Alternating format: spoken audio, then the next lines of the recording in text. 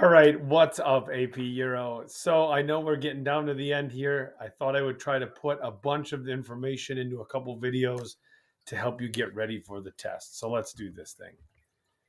Okay, so just a quick reminder going back to like where did European communism or expansionist communism come from? We got to go all the way back to World War One. Remember, and we talked about the Russian Revolution of 1917, and then after that, the Civil War between the Reds and the Whites. So the Reds being the Bolshevik Party, and the Whites being the Royalists. And so eventually that led to the construction of the Soviet Union. Okay, remember early on their goals, Lenin's goals had been a promise for peace and bread for the Soviet people and jobs, work. And so he had made good on some of that, right? They had dropped out of the war. But in order to cement his authority, right, that required them to kill the Tsar and his whole family, and then this great time of terror and violence across the Soviet Union. Okay. It's often referred to as war communism. And basically, what that means is it's like this idea of almost kind of totalitarianism or like total war, right? This idea that the government must take drastic measures. And so at that point, that's where the government ended all private property, nationalized factories and farms, banks, ended churches. It was, in essence, the state taking over what had once been private. In order to accomplish a lot of the early goals of the communist regime, they passed what was called the New Economic Policy. And this was one of Lenin's ideas. And basically, the idea there was that all major industry was nationalized. And so small industries could remain slightly private or outside of nationalized endeavors in order to try to guarantee that the economy didn't grind to a halt, to offer still incentives for people to run their own factories, put a heavy emphasis on trade schools, education, and planning the economy. When Lenin dies, though, the way that he had run government and the power that had been given to government guaranteed that there would be division across the Soviet Empire, across this new Russian regime. Okay, and that's where, after a long time, we're going to end up getting to Joseph Stalin. Right? So there was not necessarily a clear path for Stalin to take over.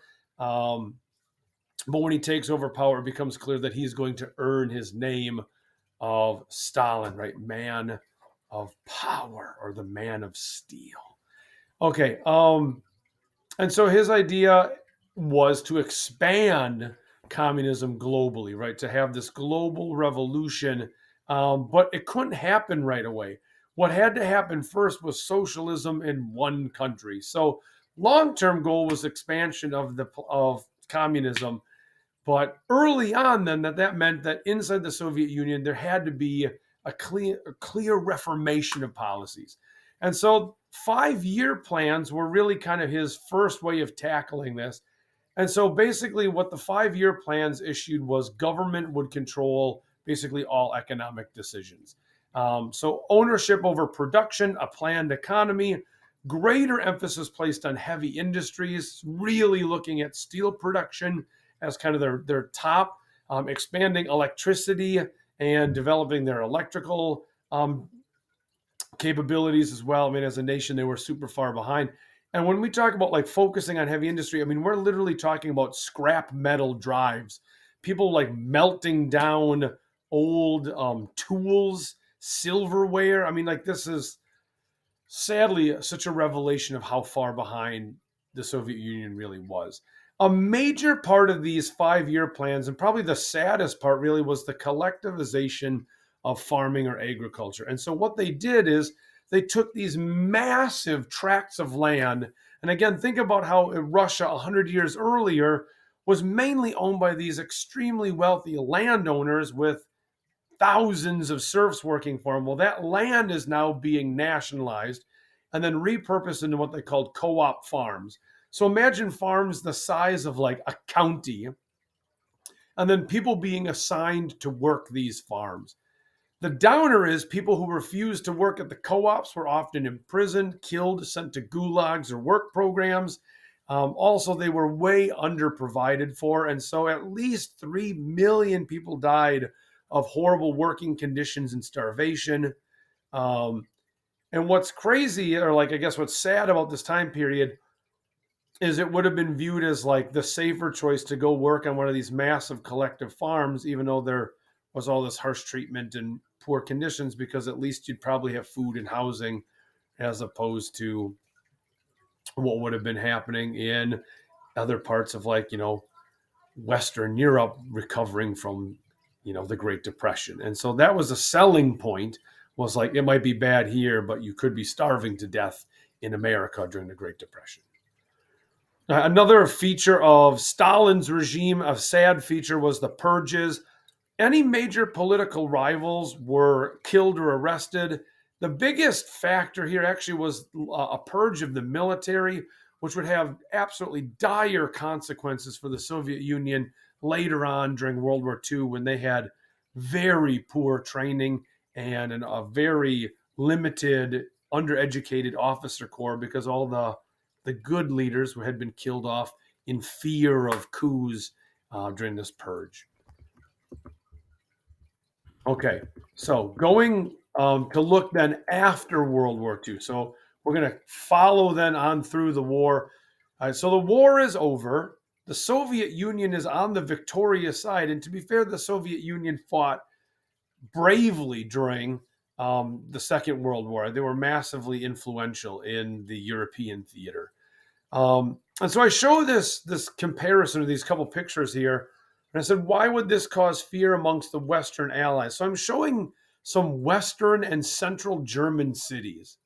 And these are cities that would have been destroyed by Allied bombing campaigns during World War II. So the famous firebombing of Dresden, for example, right? And here's the industrial city of Cologne, Köln, wrecked by Allied bombing.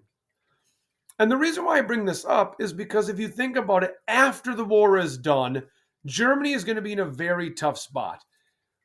What will the German people do now that the Nazi regime is out? If these are your cities, destroyed, ruined, death toll, unemployment, massive fines, huge cost to rebuild, when you have people who are desperate, have no money, have no property, have limited prospects, communism can be very, very attractive, right?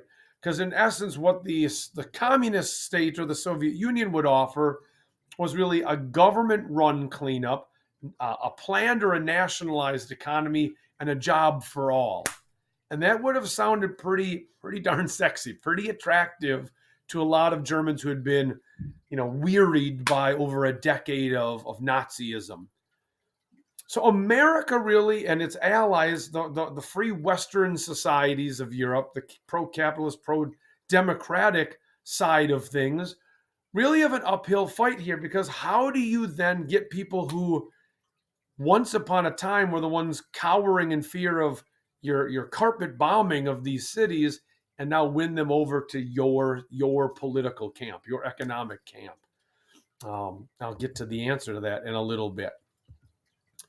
Okay, so by the time we get to the Potsdam conferences, and not to get too deep into like Yalta and Potsdam, but basically what has happened is the Soviet Union is able to flex some of its muscle by this point, right? FDR is out of the equation, so Truman comes in, and although Truman has the bomb technology, and we think that that's going to kind of like play a strong note here, they're the new kids on the block, right? Churchill's gone, FDR being gone. So Stalin, doesn't want to be preached to by these new guys here. And already, even though the war isn't over yet, right? The war in Europe is over. World War II is still being fought in the Pacific.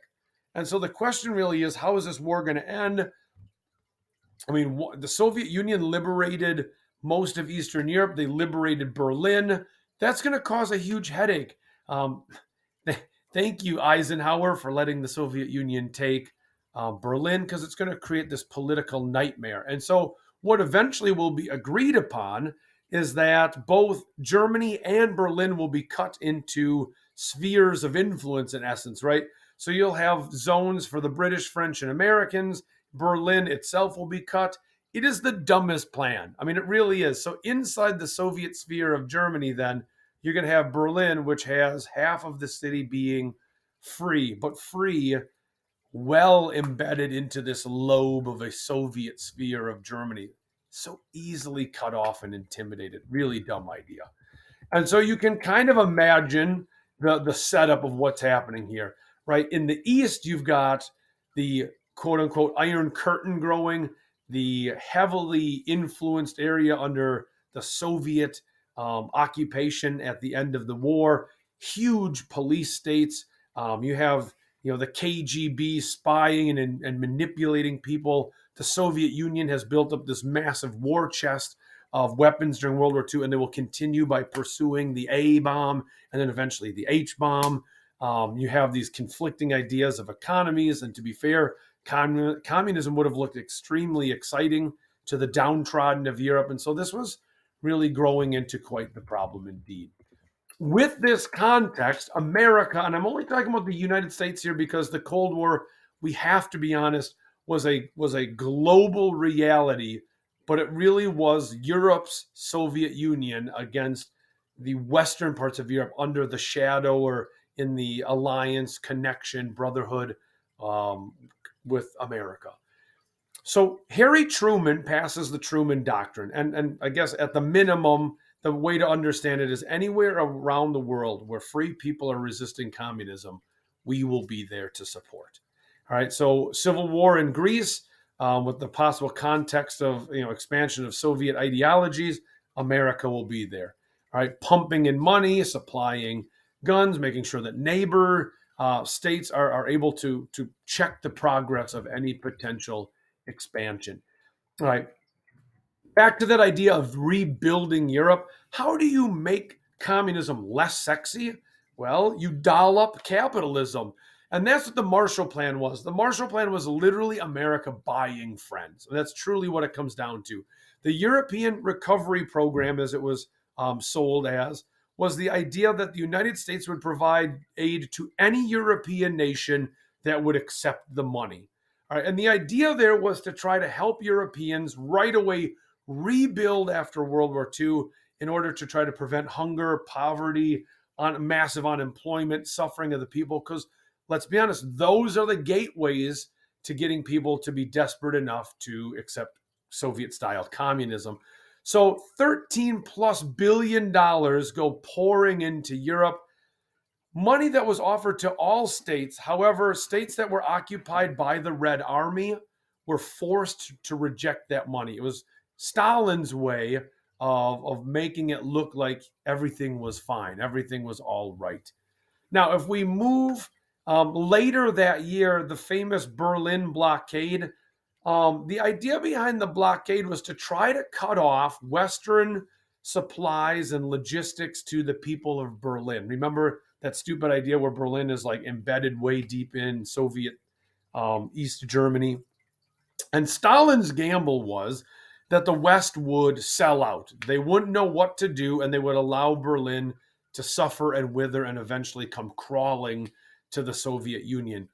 Much to his chagrin, America and her allies, mainly Britain, conduct the famous Berlin airlifts, right? So around the clock for over a year, touch and go delivery of supplies, paratrooping in medicines, flashlights, radios, maps, anything that would be essential for the people of Berlin.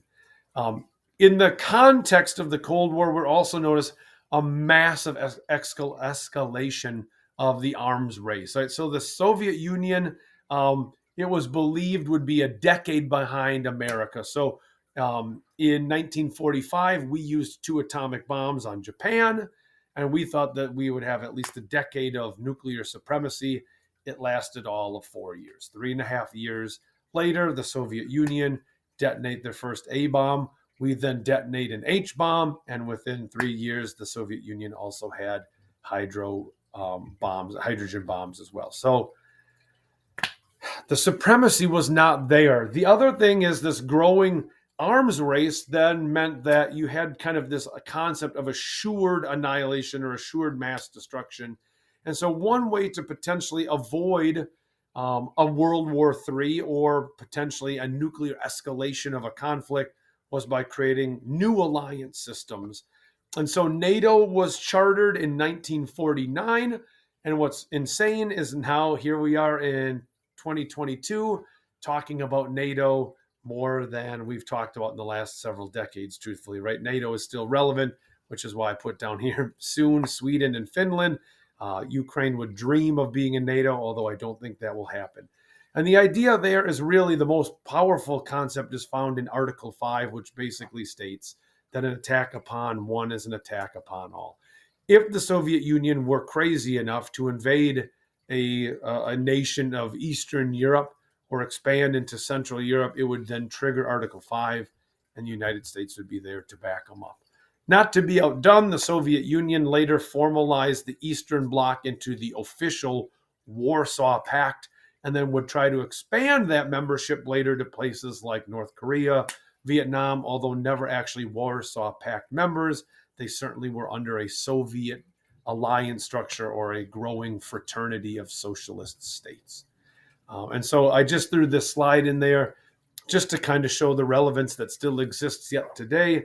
NATO in blue and the Collective Security Treaty Organization in red. And so right here's Ukraine right now struggling with invasion by Russia, but that's kind of explained here by like Belarus and their support of this war because they're in this treaty with Russia, right? And so Ukraine not being a NATO state, we're kind of easy prey. Moldova, giant fears about what will happen to them, right? Right now, we have both Sweden and Finland looking to enter into NATO, submitting paperwork for their entrance.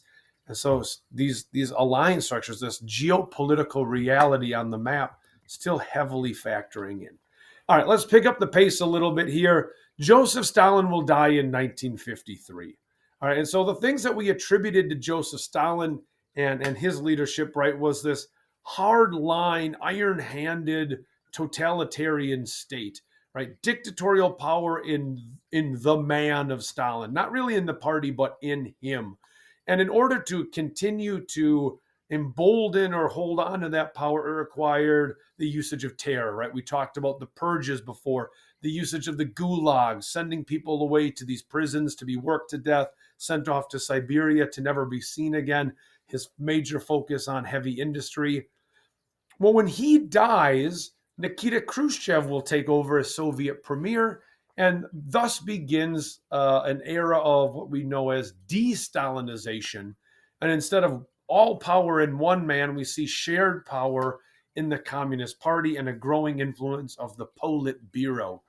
And instead of the terror and the gulags, we have a slight, not a massive, but a slight reduction of censorship, slight more representation and expression in society, allowing greater focus on light industry as well, and a foreign policy that was not so, again, hardline for the expansion of communism, a much more, what do you want to say, in the moment, kind of more tactile or tactical, I should say, approach to foreign diplomacy. And then where Stalin was complete censorship and a worship of the cult of Stalin himself, Nikita Khrushchev then purged out the image of Stalin, tried to kind of erase the ghosts of that bygone age, and tried to increase, like I said, slightly more representation. Around the world, though, the context still is of this growing power of the Cold War and the expansion of communism. So by 1949, Mao's communist revolution will succeed in China, defeating Chiang Kai-shek and the nationalist forces as they flee to Formosa in Hong Kong, and China falls to the communists. All right, next year, we have the beginning of the Korean War and this growing fear of what we considered the domino theory. So when you team up the Truman Doctrine of trying to stop the spread of communism with this concept of domino theory, Soviet Union has fallen. It fell a long time ago. Now China has fallen. North Korea, South Korea. The fear is that states will just continue to drop. And so the United States starts to pack in support for Syngman Rhee in South Vietnam. Several years later, we have the Suez Crisis. Egypt, in its kind of decolonization mode, in order to try to stand independently from Britain, they nationalized the Suez Canal, which impacted free trade around the world.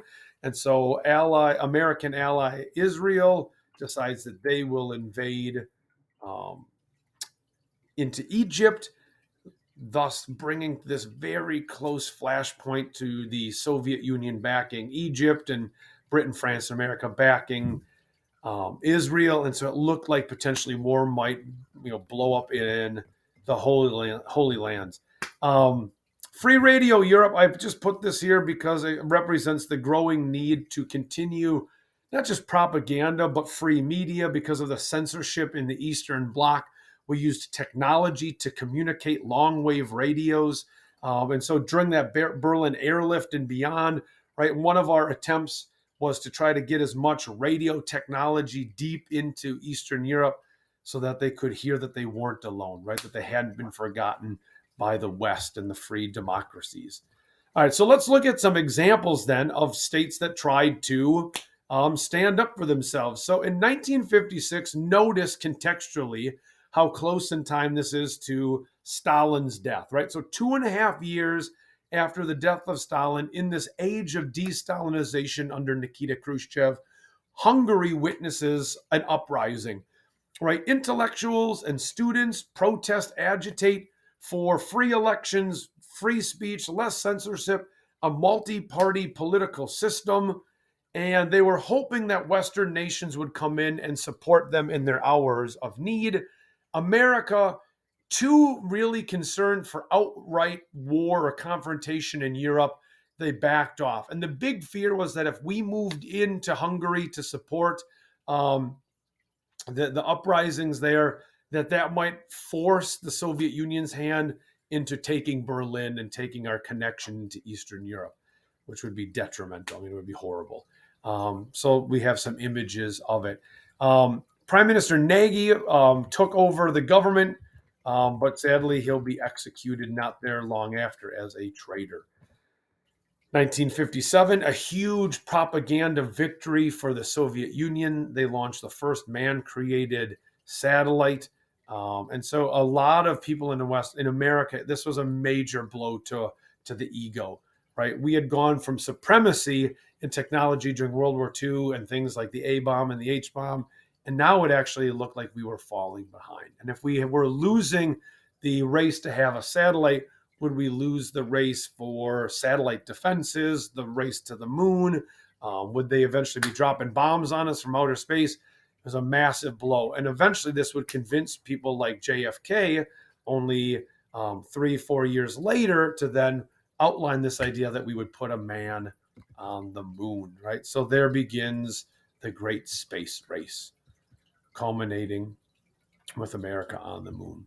All right, 1961, there's a lot of crazy events here, right?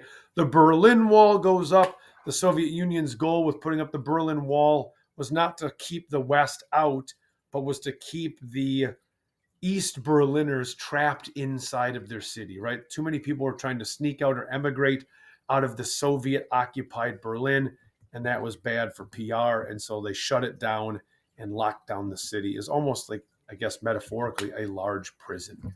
So a year and a half later, John F. Kennedy, kind of trying to flex his Cold War muscle, goes to Berlin and gives his famous Ich bin ein Berliner speech. But he says Ich bin ein Berliner, which means I'm a jelly donut.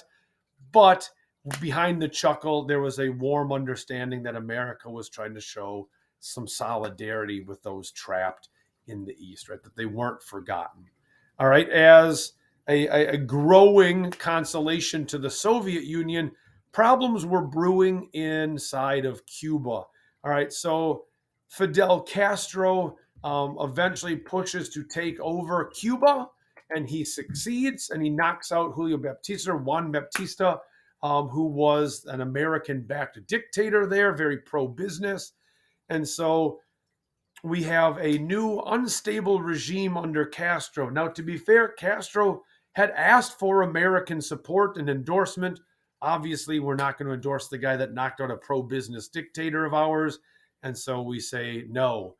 And so it forces Castro to then lean heavily to the Soviet sphere instead, asking for military, food, and medicine. And the Soviet Union was more than happy to provide not just anti-aircraft and rifles and machine guns, but then eventually start to install nuclear weapons. The famous Bay of Pigs debacle, the United States said that we would not invade Cuba, and then we invaded Cuba, and we tried to disguise it by training Cuban refugees to do most of the grunt work, and it was a total failure. Most of the troops were either killed on the beaches or imprisoned and captured, trying to flee into the jungle to set up a perimeter. Once America finds out that the Soviet Union had been, in fact, putting in short range and medium range ICBM missiles, intercontinental nuclear missiles, right, the threat level, the Cold War clock escalates here. And so it's the closest we actually got to nuclear war during the Cold War. We were actually, truthfully, potentially minutes away, hours away from nuclear war.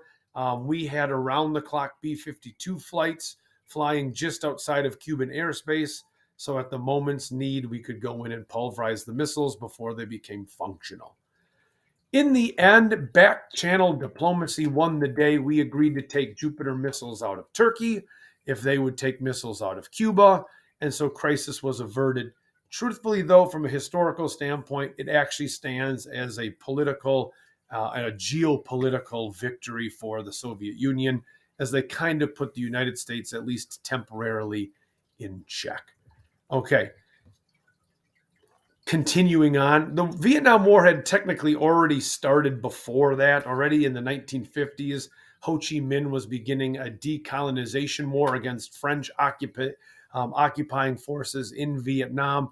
But America will get embroiled in the conflict again with this idea of domino theory. We wanted to protect South Vietnam and their forces against the Viet Cong.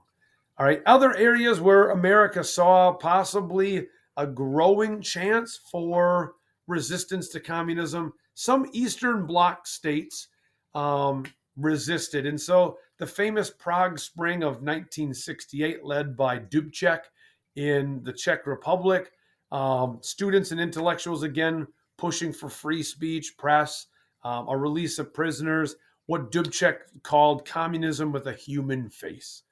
Unsure really what to do, other Warsaw Pact nations feared that this would lead to instability across the Eastern Bloc, and so the Soviet Union came in and forced Dubček to flee. We'll get to more of that later. Meanwhile, we witnessed the collapse of the Fourth Republic in France and the creation of our now contemporary Fifth Republic. The Fourth Republic struggled greatly to keep up with the decolonization of the French Empire and the growing strain of the Cold War. And so a collapse of government took place. There was a lack of confidence, and then there was a push to amend the Constitution, being the best way to do that was creating a new republic. So the Fifth Republic started in 1958 under the leadership of Charles de Gaulle, who became a national celebrity. Proof of that is still in the fact that, like, de Gaulle Airport is named after him. He is a hero.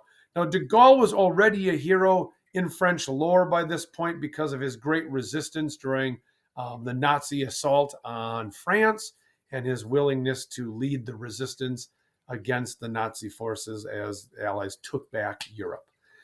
The Fifth Republic, which is still in effect today, features a very weak legislative government and a very strong executive style. So although not totalitarian or like dictatorial, it does put the executive branch as the most influential. Although there are checks and balances in place, you would have to say that power does come from the organizing front or the platform of the president. The other interesting thing is several years after the creation of the Fifth Republic, Charles de Gaulle pushed for direct popular voting instead of representative or Republican style voting, which made them relatively progressive and unique. overall, the leadership of Charles de Gaulle is seen as, I would say, maybe kind of a reestablishing of France as a major problem. He settled the Algiers crisis, ending French decolonization in both Vietnam and in Africa. He updated France's military, made them a nuclear power, both in military and in sustainable energy. And we kind of see then France getting back and settled and kind of joining the post war dream of a stronger economy in the 50s and moving into the 60s. However, his pro American, kind of pro West vibe rubbed some Frenchies the wrong way. And by the time we get to 1968, we're going to see major revolts or student rebellions, uprisings, and protests against that, kind of viewing him as maybe under the thumb of Western imperialism. And so the famous student riots of 1968 that shut down Paris for about 2-3 months of time. And I just threw in here a French Communist Party poster, this idea of, again, like I said, American imperialism. If you think about Marshall Plan money and, American capitalism and investment money pouring into France, they were afraid that America was in essence buying control or manipulating the French people. In England, England was moving in a more socialist, social welfare state, not in a communist way at all, but I guess the way to look at it would be like, in order to prevent people from looking favorably on the ideas of communism, we need to give them basic support, social welfare programs. So, national insurance, national dental, a health plan, nationalizing, like it says there, coal mines, the steel industry. And all of that is really to safeguard or to make sure that with minor planning of the economy, it would prevent any sort of stagnation in the economy. But what it really does is by the end of the 50s, it had set up England to be cradle to grave health plans, right? So one of the most robust in the Western world for socialized medicine. However, England will go into massive debt, partially from the war, partially from these large social welfare programs. And so their willingness and ability to hold on to the giant British Empire certainly is fading and fading fast.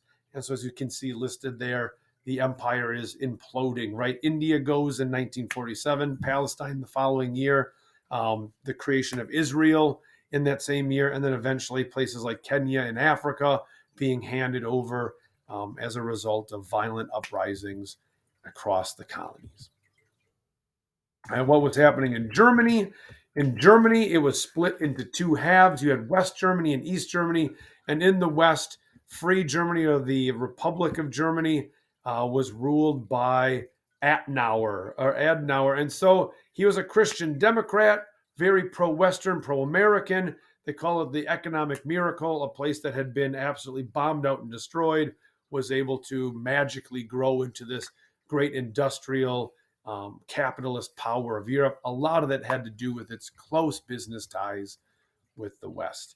All right, trying to bring this thing on home. We'll try to wrap up the Cold War here. As the years go on, right, we have some other examples of nations that challenge the Soviet power. And it's important to note at least a couple of these examples.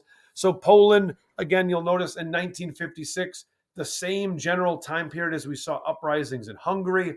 We have the Poznan riots in Poland, again, with this goal of kind of capitalizing on de-Stalinization.